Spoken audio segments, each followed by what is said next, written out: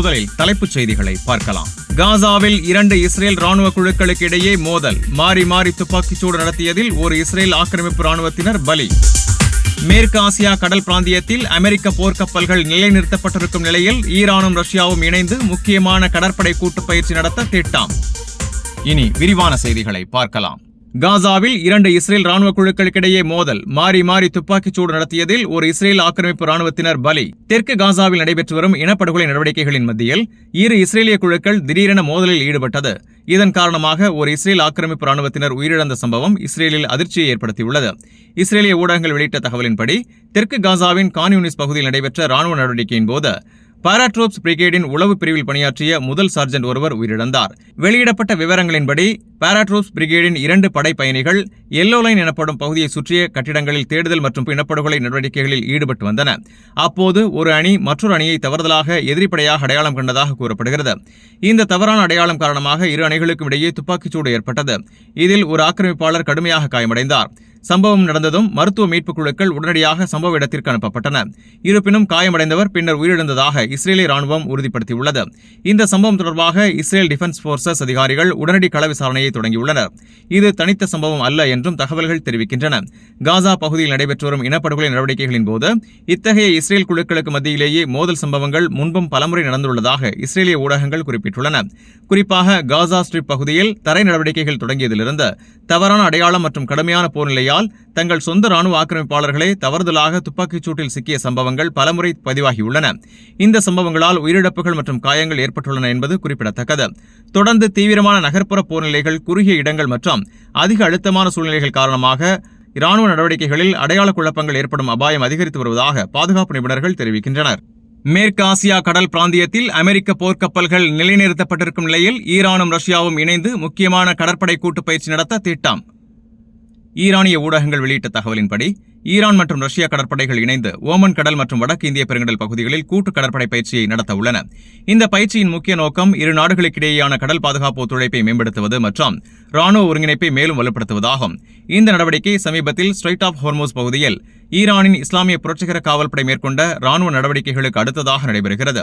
இது பிராந்தியத்தின் முக்கிய கடல் பாதைகளை பாதுகாக்கும் நோக்கத்தையும் அதிகரித்து வரும் வெளிநாட்டு ராணுவ இருப்புக்கு மத்தியில் தெஹ்ரானின் பாதுகாப்பு நிலைப்பாட்டையும் பிரதிபலிக்கிறது. ஈரான் ராணுவ கடற்படையின் கடற்படை தளபதி கேப்டன் ஹசன் மக்சூத்லு தெரிவித்ததாவது, இந்த பயிற்சி தெற்கு ஈரானின் பந்தர் அப்பாஸ் நகரை மையமாக கொண்டு நடைபெறும். இந்த பயிற்சியின் முக்கிய நோக்கங்கள் கடல் பாதுகாப்புக்கு எதிரான அச்சுறுத்தல்களை எதிர்கொள்ள கூட்டு நடவடிக்கை ஒருங்கிணைப்பு, கடல் பயங்கரவாதத்தை தடுக்கும் முயற்சிகள், வணிக கப்பல்கள் மற்றும் எண்ணெய் டேங்கர்களின் பாதுகாப்பு, பிராந்தியத்தில் நிலையான கடல் தொடர்புகளை மேம்படுத்துதல், மேலும் இரு நாடுகளின் கடற்படைகளுக்கிடையேயான ஒத்துழைப்பை விரிவுபடுத்துவது, இருதரப்பு உறவுகளை வலுப்படுத்துவது மற்றும் நட்பு உறவுகளை ஆழப்படுத்துவது என்பதும் இந்த பயிற்சியின் முக்கிய அம்சங்களாக இருக்கும் என்று கூறினார். ரஷ்ய கடற்படை அதிகாரி அலெக்சி சர்ஜீவ் பந்தர் அப்பாஸ் நகரில் நடைபெற்ற ஏற்பாடுகள் குறித்து அதிருப்தி தெரிவித்ததுடன் ஈரானின் விருந்தோம்பலுக்கு நன்றி தெரிவித்துள்ளார். இரு நாடுகளும் கடல் சவால்களை ஒருங்கிணைந்த முயற்சியில் எதிர்கொள்ளும் திறனை இந்த பயிற்சி வெளிப்படுத்தும் என்றும் அவர் கூறினார். இதற்கிடையில் உலகின் மிக முக்கியமான எரிசக்தி போக்குவரத்து பாதைகளில் ஒன்றான ஹார்மூஸ் நீரிணை பகுதியில் ஈரான் சமீபத்தில் தற்காலிக கட்டுப்பாடுகளை அமல்படுத்தியது. இந்த நடவடிக்கை ஈரானின் IRGC கடற்படை நடத்திய பெரிய அளவிலான கடற்படை பயிற்சிகளுடன் இணைந்து நடைபெற்றது. இந்த பயிற்சிகள் பிராந்தியத்தில் அதிகரித்து வரும் அமெரிக்க கடற்படை இருப்பின் பின்னணியில் நடைபெற்று வருகின்றன. அமெரிக்காவின் முன்னணி விமானமேந்தும் கப்பலான USS ஜெரால்ட் ஆர் ஃபோர்ட் மேற்கு ஆசியா நோக்கி அனுப்பப்பட்டுள்ளதாக தகவல்கள் தெரிவிக்கின்றன. மற்றொரு முக்கிய முன்னேற்றமாக ஈரான் மற்றும் அமெரிக்கா இடையேயான அணுசக்தி பேச்சுவார்த்தைகளும் தொடர்கின்றன. இரு நாடுகளும் சுவிட்சர்லாந்தின் ஜெனீவா நகரில் 2வது சுற்று மறைமுக பேச்சுவார்த்தைகளை முடித்துள்ளன. முதல் சுற்று ஓமான் தலைநகரமான மஸ்கட் நகரில் பிப்ரவரி 6 அன்று நடைபெற்றது. ரஷ்ய வெளியுறவு அமைச்சர் செர்ஜி லாவ்ரோவ் ஈரான் தொடர்பாக முக்கியமான எச்சரிக்கையை வெளியிட்டுள்ளார்.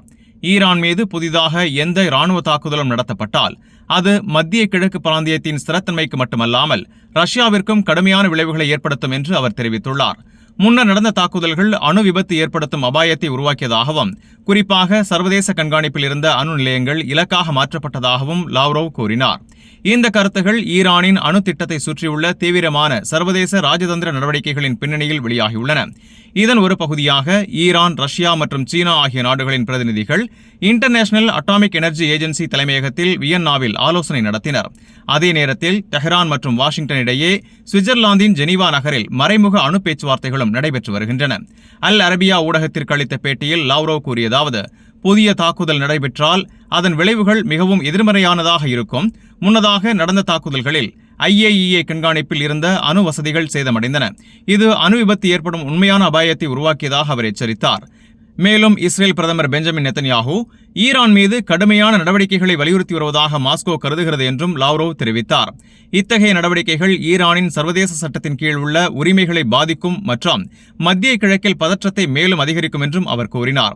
வியன்னாவில் நடைபெற்ற சமீபத்திய ஆலோசனைகளின் போது ஈரான், ரஷ்யா மற்றும் சீன தூதர்கள் IAEA இயக்குநர் ஜெனரல் ரஃபேல் குராசி அவர்களை சந்தித்தனர். அப்போது வரவிருக்கும் ஆளுநர் குழு கூட்டத்திற்கான தயாரிப்புகள் மற்றும் ஈரானின் அமைதி பயன்பாட்டு அணு திட்டங்கள் குறித்து விவாதிக்கப்பட்டது. பேட்டியின் மற்றொரு பகுதியில் ஈரான் யுரேனியம் செறிவூட்டலை முழுமையாக நிறுத்த வேண்டும் என்ற கோரிக்கைகள் நியூக்ளியர் நான் புரோலிஃபரேஷன் ட்ரீட்டி ஒப்பந்தத்தின் விதிகளுக்கு முரணானவை என்று லாவ்ரோவ் வலியுறுத்தினார். அமைதி பயன்பாட்டு நோக்கங்களுக்காக யுரேனியம் செறிவூட்டும் உரிமை ஈரானுக்கு உள்ளது. மேலும் அந்த நடவடிக்கைகள் அனைத்தும் IAEA-யின் கடுமையான கண்காணிப்பின் கீழ் நடைபெற்று வருவதாகவும் இதுவரை ராணுவ பயன்பாட்டிற்கு திருப்பி விடப்பட்டதாக எந்த உறுதியான ஆதாரமும் இல்லை என்றும் அவர் தெரிவித்தார். இதற்கிடையில் ஈரான் வெளியுறவு அமைச்சர் அப்பாஸ் அராக்ஷி சமீபத்தில் ஜெனீவா நகரில் நடைபெற்ற புதிய சுற்று பேச்சுவார்த்தைகளில் பங்கேற்றார். நியாயமான மற்றும் சமநிலையான ஒப்பந்தத்தை அடைய ஈரான் உண்மையான முயற்சிகளை மேற்கொண்டு வருவதாகவும் யுரேனியம் செறிவூட்டலை நிறுத்துவது பேச்சுவார்த்தை அஜெண்டாவில் இல்லை என்றும் அவர் தெரிவித்தார். ரஷ்யா அணு பிரச்சினை தொடர்பாக ஈரான் அதிகாரிகளுடன் தொடர்ந்து நெருங்கிய தொடர்பில் இருப்பதாகவும் NPT ஒப்பந்த விதிகளுக்கு இணங்க பிரச்சினையை தீர்க்க தெஹ்ரான் தயாராக இருப்பதில் எந்த சந்தேகமும் இல்லை என்றும் லாவ்ரோவ் கூறினார்.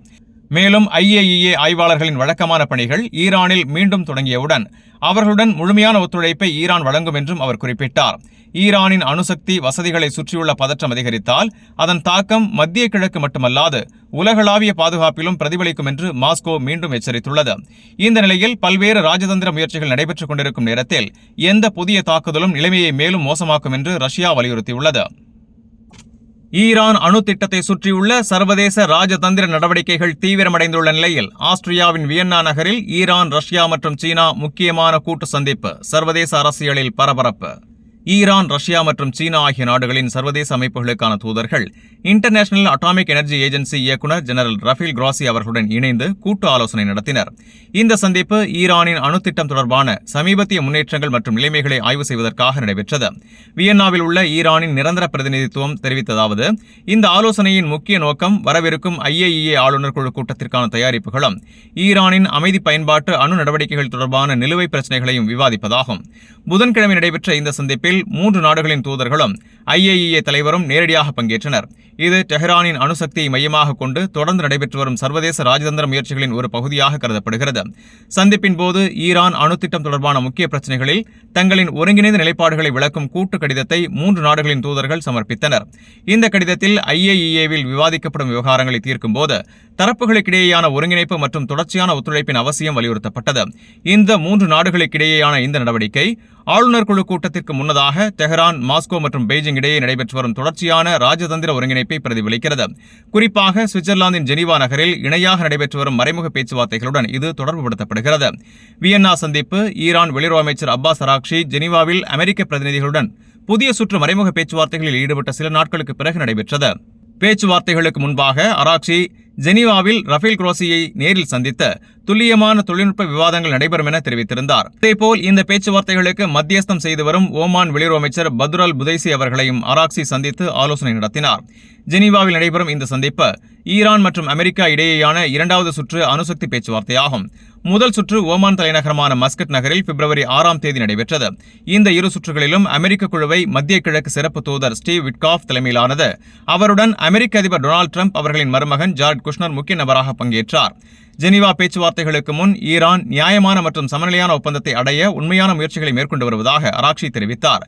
மேலும் எந்தவொரு அச்சுறுத்தல்களுக்கும் ஈரான் பணியாது என்றும் அவர் வலியுறுத்தினார். இதற்கிடையில் ஈரான் நாடாளுமன்றத்தின் தேசிய பாதுகாப்பு மற்றும் வெளியுறவு கொள்கை குழு உறுப்பினர் இப்ராஹிம் ரஸே பேச்சுவார்த்தை குழு பல்வேறு முன்மொழிவுகளை தயாரித்து வைத்துள்ளதாக தெரிவித்தார்.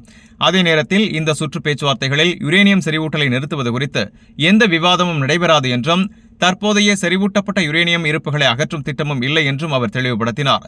மேலும் ஜெனீவா பேச்சுவார்த்தைகள் ஏவுகணை திட்டங்கள் அல்லது பிராந்திய அரசியல் பிரச்சினைகள் தொடர்பானவை அல்ல, அவை முழுமையாக அணுசக்தி திட்டத்தை மட்டுமே மையமாக கொண்டவை என்றும் அவர் குறிப்பிட்டார். மேற்கு ஆசியாவில் அதிகரித்து வரும் வெளிப்பிராந்திய கடற்படை கப்பல்கள். ஈரான் கடற்படை கடும் எச்சரிக்கை. ஈரான் ராணுவ கடற்படை தளபதி ஷஹ்ராம் இரானி மேற்கு ஆசியாவில் வெளிப்பிராந்திய ராணுவ கடற்படைகள் இருப்பது நியாயமற்றது என்று தெரிவித்தார். மேலும் எந்த வெளிநாட்டு ஆற்றலையும் எதிர்கொள்ள ஈரான் முழுமையாக தயாராக இருப்பதாகவும் அவர் வலியுறுத்தினார். செய்தியாளர்களிடம் பேசிய அவர், கடந்த 47 ஆண்டுகளாக இஸ்லாமிய குடியரசான ஈரான் தொடர்ச்சியான அச்சுறுத்தல்கள், அரசியல் அழுத்தங்கள் மற்றும் பிராந்தியத்தில் வெளிநாட்டு கடற்படைகளின் இருப்பை எதிர்கொண்டு வருவதாக குறிப்பிட்டார். மேற்கு ஆசியாவில் வெளிநாட்டு கடற்படைகள் ராணுவ சக்தியை நம்பி செயல்பட்டால் அதற்கு ஈரான் மக்கள் இன்னும் அதிக வலிமையுடன் பதிலளிப்பார்கள் என்பதை அவர்கள் புரிந்து கொள்ள வேண்டும் என்றும் அவர் எச்சரித்தார். இதற்கிடையில் 3 முக்கிய கடற்படை நிகழ்வுகளில் பங்கேற்க அட்மிரல் இரானி இந்தியாவுக்கு பயணம் மேற்கொள்கிறார். அவற்றில் இந்தியன் ஓஷன் நாவல் சிம்போசியம் எனப்படும் IONS கருத்தரங்கு, மிலன் 2026 கடற்படை பயிற்சி மற்றும் சர்வதேச கடற்படை அணிவகுப்பு ஆகிய நிகழ்ச்சி நிரல்கள் அடங்கும். IONS என்பது இந்திய பெருங்கடல் கரையோர நாடுகளின் கடற்படைகளுக்கிடையே ஒத்துழைப்பை மேம்படுத்தும் தன்னார்வ அமைப்பாகும். இது பிராந்திய கடல் பாதுகாப்பு சவால்கள் மற்றும் கூட்டுப் பணிகளை வலுப்படுத்துவதற்கான ஒரு முக்கிய தளமாக கருதப்படுகிறது. இதற்கிடையில் பிராந்திய பாதுகாப்பு நடவடிக்கையின் ஒரு பகுதியாக ஈரான் ஹார்மூஸ் நீரிணையில் தற்காலிக கட்டுப்பாடுகளை அமல்படுத்தியது. உலகின் முக்கியமான எரிபொருள் போக்குவரத்து பாதைகளில் ஒன்றான ஸ்ட்ரெய்ட் ஆஃப் ஹார்மூஸ் பகுதியில் பல மணி நேரம் கப்பல் இயக்கம் கட்டுப்படுத்தப்பட்டது. இந்த நடவடிக்கை ஈரானின் IRGC கடற்படை நடத்திய பெரிய அளவிலான கடற்படை பயிற்சிகளுடன் இணைந்து நடைபெற்றது. ஸ்மார்ட் கட்டுப்பாடு என்ற குறியீட்டு பெயரில் நடைபெற்ற இந்த பயிற்சியின் நோக்கம் கடல் பாதுகாப்பையும் செயல்திறனையும் மேம்படுத்துவதாகும். இந்த பயிற்சிகள் பிராந்தியத்தில் அதிகரித்து வரும் அமெரிக்க கடற்படை இருப்பின் பின்னணியில் நடைபெற்றுள்ளன. அமெரிக்காவின் முன்னணி விமானம் ஏந்தும் கப்பலான USS ஜெரால்ட் ஆர் ஃபோர்ட் மீண்டும் இந்த பிராந்தியத்திற்கு அனுப்பப்பட்டுள்ளதாக தகவல்கள் வெளியாகியுள்ளன. மற்றொரு முக்கிய முன்னேற்றமாக ஈரான் மற்றும் அமெரிக்கா இடையேயான அணுசக்தி பேச்சுவார்த்தைகளும் தொடர்கின்றன. இரு நாடுகளும் சுவிட்சர்லாந்தின் ஜெனீவா நகரில் 2வது சுற்று மறைமுக பேச்சுவார்த்தைகளை நிறைவு செய்துள்ளன. முதல் சுற்று ஓமான் தலைநகரமான மஸ்கட் நகரில் பிப்ரவரி 6 அன்று நடைபெற்றது. இந்த பேச்சுவார்த்தைகள் ஈரானின் அணுத்திட்டம் மற்றும் பொருளாதார தடைகளை நீக்கும் வழிகள் குறித்து மையமாக கொண்டுள்ளன. பேச்சுவார்த்தைகளுக்கு பிறகு ஈரான் வெளியுறவு அமைச்சர் அப்பாஸ் அராக்ஷி இந்த சுற்று முந்தையதை விட அதிகம் ஆக்கப்பூர்வமாக இருந்ததாக தெரிவித்தார். மேலும் எதிர்கால ஒப்பந்தத்திற்கான வழிகாட்டும் அடிப்படை கொள்கைகளில் இருதரப்பும் பரந்த அளவில் ஒப்பந்தம் எட்டியுள்ளதாகவும் அவர் கூறினார். இந்த அடிப்படையில் சாத்தியமான ஒப்பந்தத்தின் வரைவு ஆவணங்களை தயாரிக்கும் பணிகள் தொடங்கப்படும் என்றும் அடுத்த கட்ட பேச்சுவார்த்தைகள் விரைவில் நடைபெறும் என்றும் அவர் தெரிவித்துள்ளார். ஆனால் அமெரிக்க தரப்பில் துணை அதிபர் JD வான்ஸ் எச்சரிக்கையான நிலைப்பாட்டை வெளிப்படுத்தியுள்ளார். பேச்சுவார்த்தைகள் முன்னேற்றமாக இருந்தாலும் அமெரிக்கா முன்வைத்த சில முக்கிய நிபந்தனைகளை ஈரான் இன்னும் முழுமையாக ஏற்கவில்லை